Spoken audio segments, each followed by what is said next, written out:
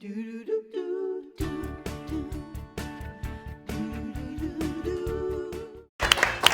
it? Is it hurting? It has happened to all of us, that excruciating pain when you drink something cold or eat something very cold, right in your brain. It's called a brain freeze. And here to explain the science behind what we call a brain freeze is the most brainiac guy I know who's never frozen, Dan Kohler.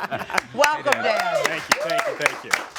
I feel very fortunate today. I actually have two doctors here on the panel to help me out in case I go wrong here. Right. That's one truth and one lie. Brain freeze.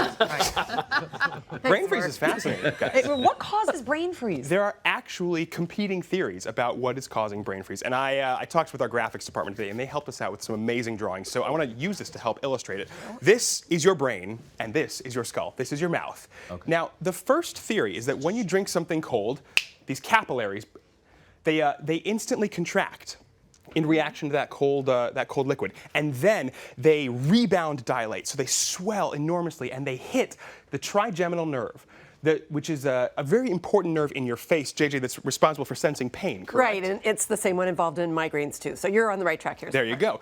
So these capillaries swell, the nerve senses it, and all of a sudden this nerve tells your head something is wrong, because this nerve is responsible for pain. It actually can't tell you that something is cold. It can only tell you that something is painful. Yeah. So this is the first theory, okay? All right. Capillaries and the trigeminal nerve. Now we're going to wipe this. And we're going to the next one. These are the arteries that are at the back of your brain. The second theory is that when you drink something cold, these arteries swell up. They get a rush of blood, and suddenly the pressure inside your skull increases.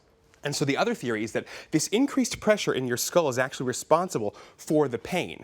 Now, there's some debate back and forth. I'll be honest. I'm leaning toward theory number one. JJ? I have theory number two. Oh, you do? You do? Right, well, it's 2 against 1, so I think JJ and I win on this one.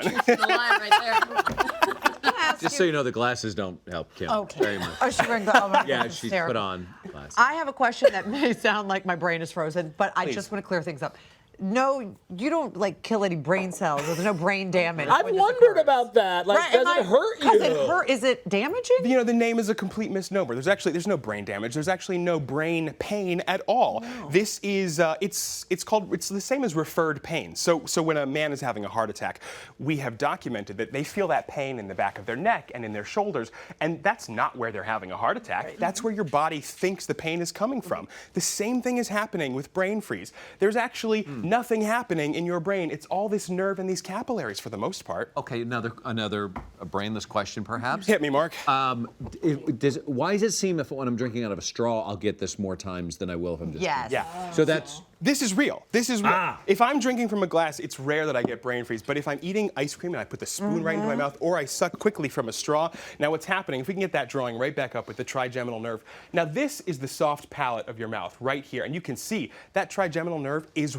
right above it. So when you drink something out of a straw, where does that cold liquid shoot? It is aimed directly at your soft palate. And suddenly everything is alerted. Yeah, when it happens, you can almost feel it coming on and you can't stop it. Yeah. Like you just go, it's gonna hurt, it's hurt. It's weird, but I kind of like it. So you're gonna make us Slurpees today, or healthy Slurpees. I am. I thought I would update the classic a little bit. It's super easy, guys. I have 2 cups of ice in there, and then a half a cup of frozen juice concentrate. Now you can use orange juice, you can use frozen lemonade. What you want is something that's very potent, very concentrated. Pineapple juice. Well, this is an extra half cup of pineapple juice there. This is an orange pineapple smoothie. And then we've got icy. This is some honey. And honestly, I like to top everything off with a pinch of salt. It really actually does boost up the flavor. I taste it. And by the way, what's the temperature have to be of something to give it the brain freeze? Yeah. Right. You can hear anything. What was that, Mark? The temperature, does it have to be as close to freezing as possible to give us a brain freeze? You do really want something icy cold here. Okay. Now, when it hits, we've got a couple of remedies. So if anyone here actually is going to go for it now, because I'm going to drink try it to all help at you out. once? First. Now remember, go for it. Wait, what happened? Okay. So if you get brain freeze, the first thing you want to do, in my book, is either press your tongue or your thumb right to the roof of your mouth. Go for it, JJ.